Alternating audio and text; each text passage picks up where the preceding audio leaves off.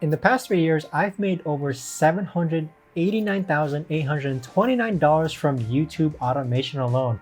But keep in mind, this is not just from one channel, it is from multiple channels. So I have been doing YouTube automation or creating these things called cash cow channels for over 3 years now, and this is what I've learned so far. So the first thing that I've learned is that it is completely game changing from no matter what type of YouTube you do, that if you start to think that getting one viewer to watch multiple of your videos, that is an absolute game changer, because a lot of people go into the YouTube space, what they honestly think is like, I want more views, and they really don't understand that a single person like you or me, we can watch more than one video. Putting these individuals in things called view loops, which you get an individual to watch one of your videos, and then you get them to watch another one of your videos, and then you get them to watch another one of your videos, you are essentially turning one viewer into multiple views. You don't have to necessarily go so hard in which every single view you get has to be unique. A single view can come from the same person multiple times. And the way to do that when it comes to cash cow channels is by utilizing playlists, adding links in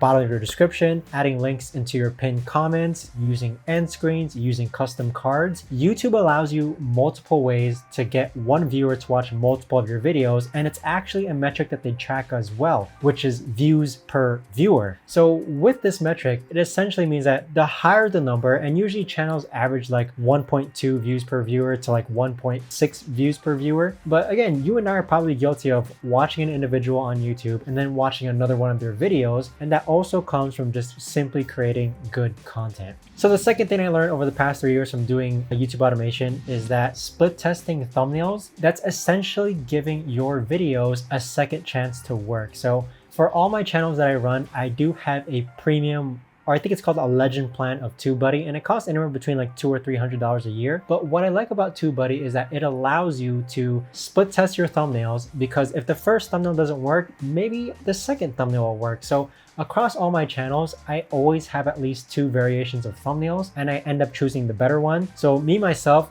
Photoshop or thumbnail design skills is something that I've developed over the past years as well. And the reason why is because my graphic designers or my thumbnail designers, they'll create a thumbnail, but then I'll be able to think of a better idea. And essentially I have 2 variations of a thumbnail in which I input into TubeBuddy and split test amongst themselves. So I do highly recommend utilizing TubeBuddy. There's a 20% discount down below in the description. Keep in mind, it is an affiliate link, but let's move on to the third thing that I learned. A common question I often get asked is people are always wondering, you know, my channel spiked, but then it eventually died. This is the third thing I learned, and it's that there's fluctuations on YouTube. Sometimes you can make $2,000 a month, sometimes you make $5,000 a month. It's the same channel, but sometimes that same channel will have like a groundbreaking month and you're gonna make like over 20 grand that month. So really, YouTube has its ebbs and flows. Just because you're basically riding the high of a YouTube peak, it's eventually gonna come down, but that doesn't mean you're doing anything wrong. It's just the normal fluctuations of YouTube, in which once you start seeing your channel trending downwards, yeah, you can think of that as a problem, but it's not your fault that views eventually die off or some of your videos eventually get kicked off the algorithm. It is normal for your YouTube channel to just have a normal fluctuation of having a high point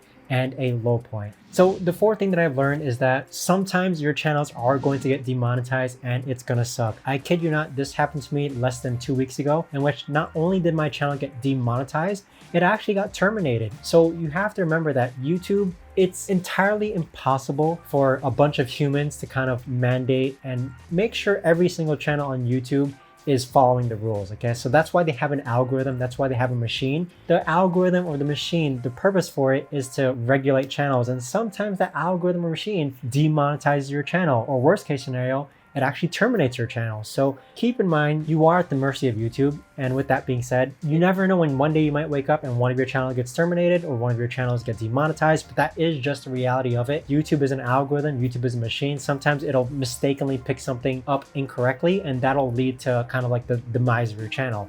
Luckily, in my case, I was reinstated after I contacted YouTube, and they apologized, saying like it was a mistake in the algorithm. So everything is good now. But again, you never know what'll happen the next day when you wake up. Even though things are going extremely well, you still are on YouTube's platform, which technically isn't your own platform. The fifth thing that I learned within the past 3 years of doing cash cow channels or YouTube automation is that systems make this model of YouTube 10 times easier. And what I mean is that what I've been specializing or working extra hard on the past 3 years, it's not necessarily the quality of the videos, and it's not necessarily me putting all this time and effort into my channels. While yes, I am putting time and effort, I think what's really stood me apart from other individuals is making sure that I have very, very solid and detailed systems in place. So with these systems, what I'm talking about is that I even developed a software called Task Force. And Task Force is designed specifically to help me run my YouTube channels, because the way I do YouTube automation and the way I do these cash cow channels, it can be systemized. It's repeatable steps, and if the steps are repeatable, it can be outsourced to other individuals. But because the steps are so repeated, my development team has created a software in which it's allowed my systems to run these channels become like 50% or 100% more efficient. Make sure you have your systems in place. Make sure that you have guides, step-by-step procedures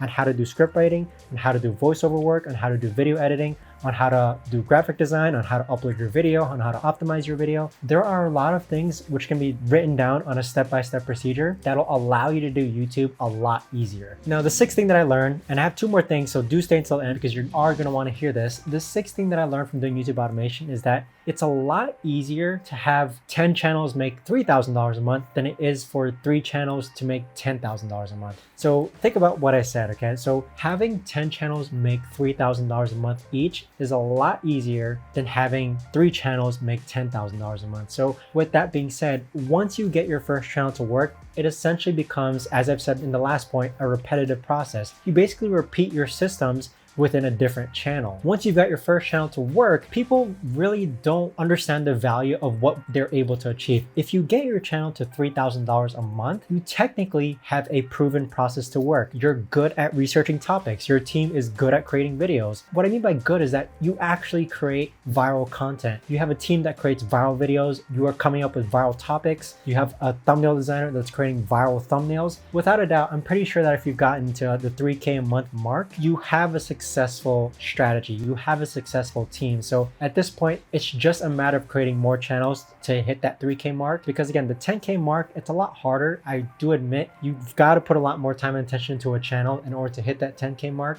But there's no reason why, whether you have a channel making $3,000 a month or whether you have a channel making $10,000 per month, there's no reason why you can't replicate your success. One thing I do want to mention is that if I can go back in time and start my own channels, I actually would start channels within the same niche so that you can leverage audiences. Sometimes what people do is that they'll have a channel in celebrities, and then they'll start a channel in technology, and then they'll start a channel in cars. And sometimes, again, it's very unrelated. I think it's a lot easier to leverage your existing audiences. And because you have experience in celebrities, for example, it would make sense to start more celebrity channels because that's what your expertise or knowledge is in. And so, for example, in me being in sports, I'll have like 2 sports channels posting the same exact topics, and both topics will work. What makes it easy regarding launching channels within the same niche is that you essentially have the topic research for the same niches. So what topics you think of one channel can be used for the other channel and vice versa. So moving on to the last thing which I've learned, it's that you'll learn the majority of your YouTube skills from actually posting videos. So